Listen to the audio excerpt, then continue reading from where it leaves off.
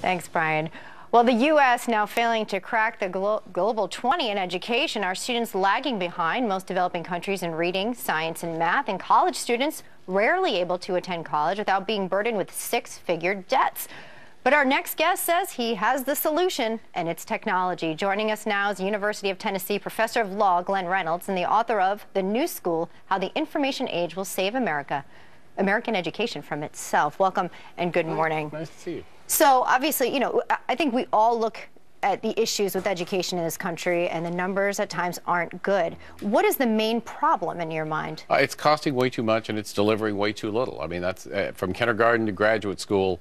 We're spending a fortune, and the results we're getting are actually getting worse, if anything. So what's the solution?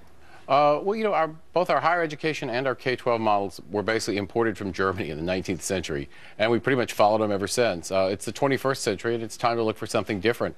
More of a sort of customizable approach where your education has more to do with what you're good at and how you learn, rather than trying to hammer square pegs into round holes. So you say technology is the key to that. It will be the instrument in making that customized education. How so? Right. Well, it's not just giving every kid an iPad, because iPads are cool, but it's more about how you use the technology. And for example, we have these flipped classroom models where the boring lecture part that usually would be done by the teacher in the classroom is instead watched on videos by the students at home, and then the homework and the problems are actually done in the classroom with the teachers there to help and explain things, and the teacher does a better job usually than the parents, that kind of thing.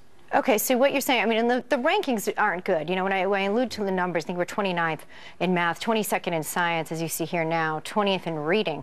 That stands to be improved. It's not hard to, there's a lot of low-hanging fruit, I think. But when you say the cost of education, when you talk about college education, I mean, the debt that follows, and now without the hope of a job and the reality of a job waiting for you on the other end, I mean, many are considering whether to attend or not. I'm wondering, though, if the kids are left at home with technology, that's assuming that there's a parent there. That's assuming that they get out of school at 2:30 or 3 or 4, and someone's there to actually coach them through and monitor them in terms of safety.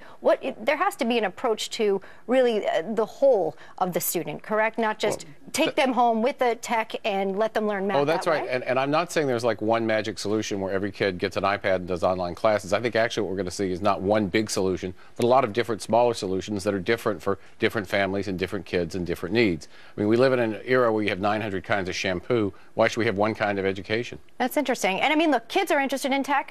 Does a lot of this have to do with interest and keeping their attention? Are they more apt to read and do math on a bit of technology than on paper now? Well, if you look at the industry that's best at holding kids' attention and getting them to learn a lot of arcane facts and master them, it's the video game industry, right? Not a bad point there, Glenn. Thank you so much, Professor. Thank you. Enjoy our conversation here.